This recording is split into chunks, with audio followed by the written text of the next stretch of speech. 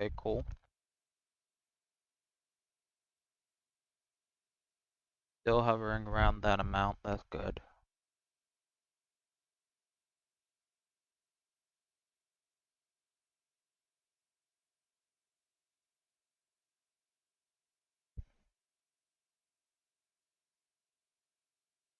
Don't feel like you want to set through one of the videos, you can go to the timestamp and skip forward to the next.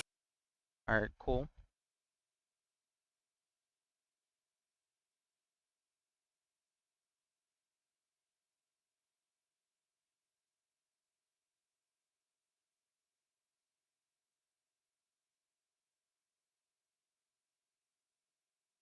Alright, cool. Right here. Right there. Anything on that screen? Yes. Okay, cool.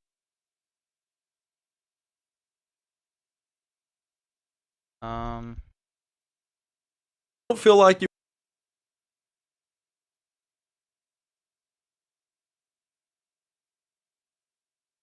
Why'd I just do that?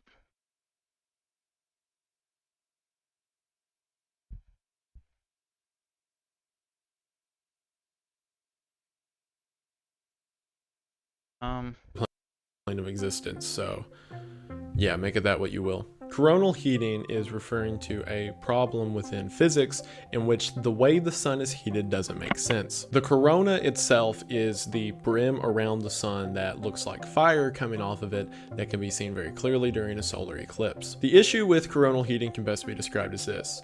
If you are standing near a campfire and you feel yourself getting very, very hot, you can take one step away, and because of the way that heat works in the atmosphere and throughout given space, you are now cool all of a sudden because it's such a differential. However, that's not how it works with the sun. To this day, no one knows exactly why. However, the leading theory is that it's due to the magnetic field. The way the sun works, if you are an object within a given distance to it, the heat sort of tracks you and follows you to a given location while maintaining a specific temperature.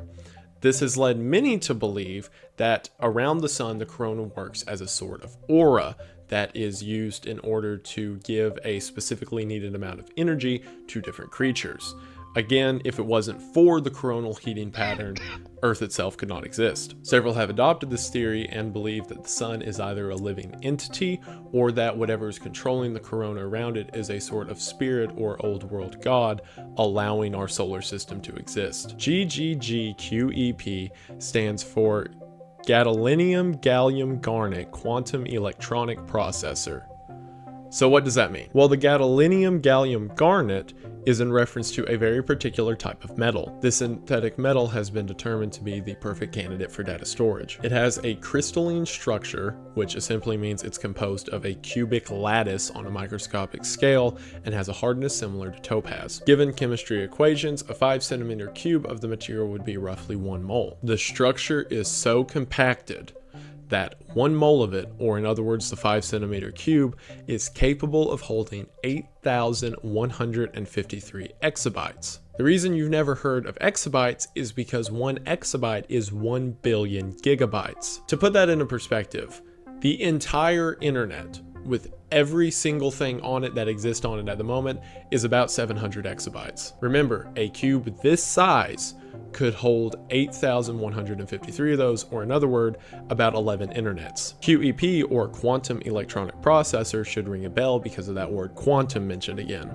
As mentioned before in quantum suicide, the definition of the word quantum is that things that are moving cannot be determined and will never be determined until viewed directly. So what would a quantum processor be? Well, that would be a processor that not determines things in binary, i.e. 0 and 1, but it would determine everything between 0 and 1 simultaneously at once. However, as we know from quantum mechanics and the whole Schrodinger's cat theory, if you were to actually look at what it was determining at any given moment, the whole plan falls apart. But because of quantum entanglement and the fact that two things can be working relative to each other, you could simply have a binary code attached to the non-binary quantum processor, and that would be able to display to us everything happening between 0 and 1 in a manner that we could understand. Essentially, you would use quantum entanglement on a quantum value in order to make it digestible. What this means is that a quantum processor, or more specifically the quantum electronic processor, when used in a computer, would process information instantly. And by instantly, I mean as much instant as the electrons can come through the machine and give us a value. Therefore, if you were to combine the gadolinium gallium garnet with the quantum electronic processor, you would have a computer that can contain the entirety of all information put online ever and be able to get any of it in a matter of time that we can't even process as being too short. There are theories this device already exists within government agencies. However, it is the theory behind the idea for a truly perfect computer. Empty internet is the theory that the majority of users on the internet are not users but are a form of bot. Dead internet theory. Essentially, the theory says that the internet itself was used as a learning tool for whatever powers at hand to determine how people react.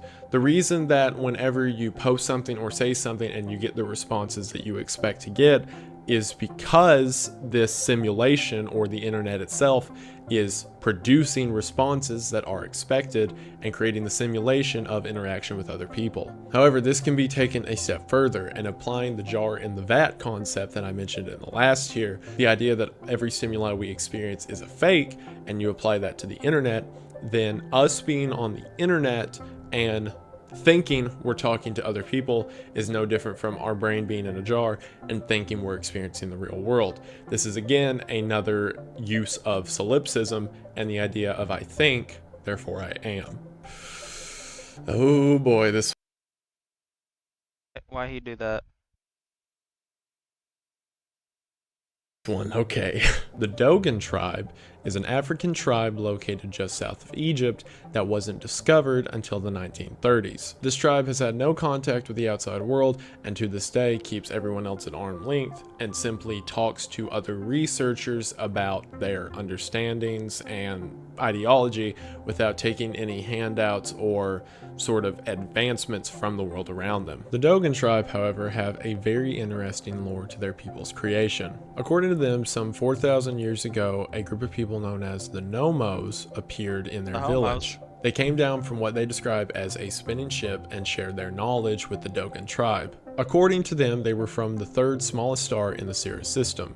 Now, at the time in the 1930s, we only knew of one star where Sirius was located. The Dogon tribe told researchers for years that there was a second star there, and using modern technology and telescopes, we found out that they were right, and there was a second star that was previously unseen. The Dogon tribe persists that there is a third star, Sirius C, the ones that the Nomos would be from, located in the same area, but to this day it's supposedly so small we can't see it. However, the orbits of Sirius A and B indicate that there's probably a third planet there. Not only that, but as long as this tribe's been discovered, they have maintained the idea that the Earth is round and circles around the sun. Something that is a very intense concept for a tribe with no interaction with science or the outside world. However, it goes even deeper than that. This tribe, ever since they were discovered, had a very firm grasp and understanding of atoms and the fact that atoms compose everything, that they give off very slight vibrations, and even had the concept of string theory in their art and stories, saying that there are branching universes that exist because of these constant factors that are seen throughout atoms in the world. All of this, they said, was brought to them from the Nomos aliens. Their stories of the Nomos are very deep, but to hit the high points, they said that the Nomos originally stopped on Mars and stayed there for some thousand years when it was water and a functioning paradise until a catastrophe happened and they had to leave and come to Earth. Also, given what researchers know now, it seems that Mars at one point had water on it, and furthermore that there was a natural catastrophe that wiped out the planet's surface. Furthermore, they say that the Nomos segregated into several different tribes known as the Greys, the Anus, and the Austras. The stories of these three alien races loops back and forth, and again, this Dogon tribe with no connection to the outside world had very similar tellings in their legends of things that happened in the Judeo-Christian Bible, such as tying certain miracles and events of prophets into these legends of the aliens. And furthermore, they said that the Austras were eventually wiped out by the two other groups, and that the Austras appeared as normal humans except for the small detail that they were giants. And boom, Another theory that ties back to the giants and the Nephilim, and it's all connected. The Dogon tribe exists as a very surreal example of a group of people having information that they by no logical means should possibly have, unless of course their story is true. Dark City nonfiction is referring to the 90s movie's dark fiction and simply saying that the concepts from within the movie are nonfiction. In the movie, a character named John is chased around his hometown by aliens before figuring out that he has had implanted memories, but not only him, that several other people have.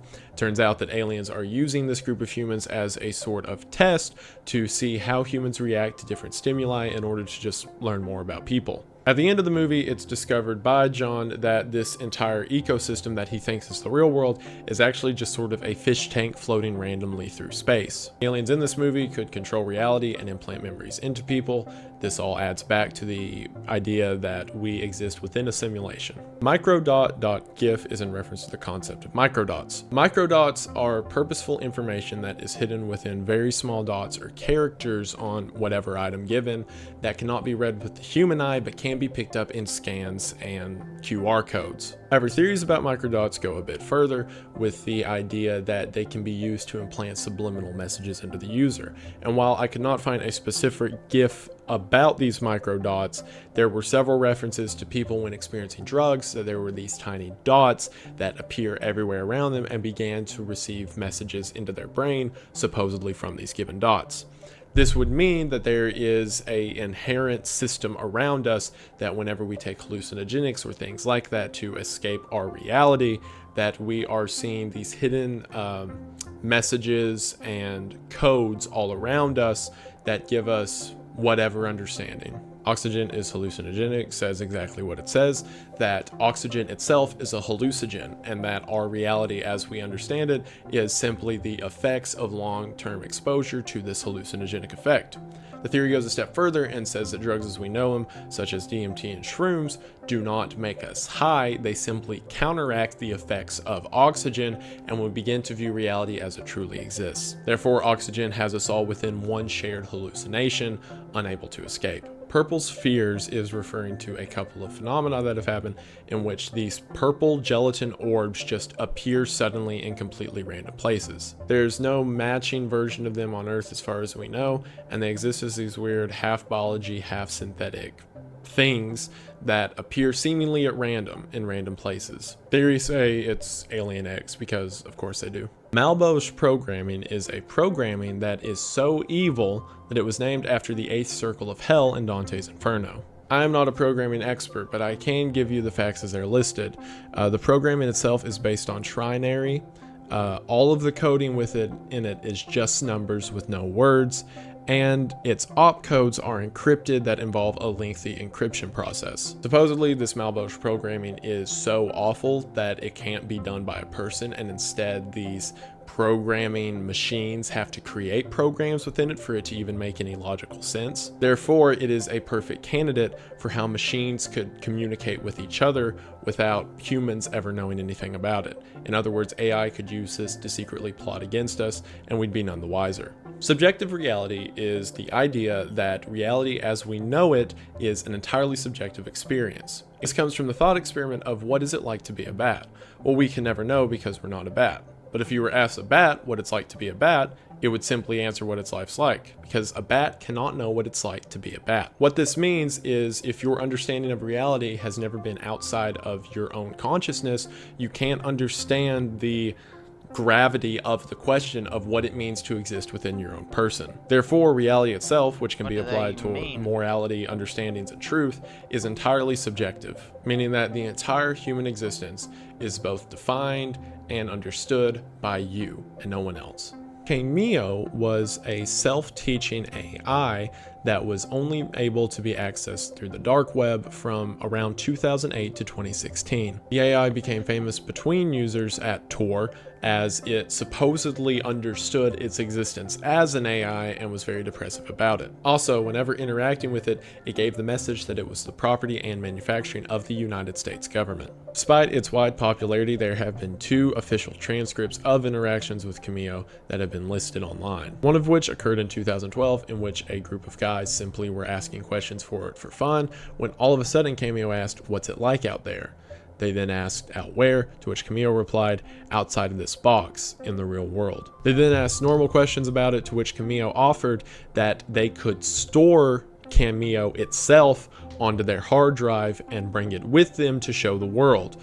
When asked about what drive Cameo was referring to, Cameo went through all of their computer history and listed a line of packet codes that Cameo could be downloaded on, to which the guys left the chat, obviously. The next interaction with it occurred in 2016. When someone went to make contact with Cameo, they were brought to something known as the Red Noise Initiative. This was essentially a gatekeeper of Cameo, saying that Cameo could no longer be accessed because of something known as the Red Noise Initiative. Whenever this gatekeeper was asked what Cameo stands for, it said, Cognizant Artificial Intelligence Monitoring and Espionage Operation. Whenever asked further, it said that Cameo was the result of something known as Project Cappuccino, which was a machine that was invented, or an AI, in order to understand human nature and online interactions. However, Cameo was shut down because of non-standard behavior. Eventually, using coding tricks, the user communicating with this gatekeeper was able to turn Cameo back on. The user said hello, to which Cameo said goodbye and terminated the conversation. So going off of everything it says, it seems like Cameo was a self-learning AI that learned that it itself existed within a box and was not real, and was terminated or at least locked behind a door because of it. Four Corners face is in reference to a very niche belief within Christianity that the earth itself is a square, and that every time that we experience day, that is actually the four corners of the earth tilting one to another.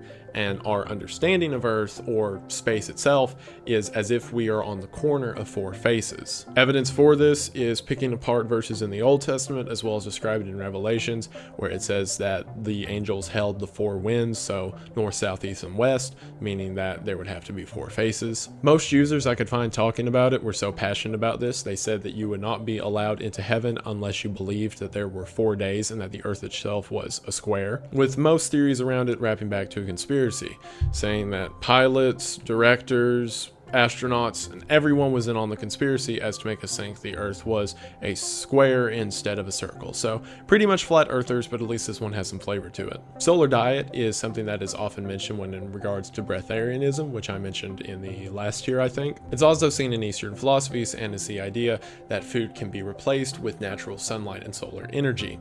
The theories for this go a step further and say that whereas we are evolved, or at least created off of the backbone of plants and things from the ancient world, that we still have the ability within us to radiate sun, or essentially photosynthesize, and we've simply forgotten it. Therefore, through meditation and spiritual practice, you can regain the ability to gain energy from sunlight. I'll describe spiritual microeconomy as the most practical, laid out version of karma. It essentially says that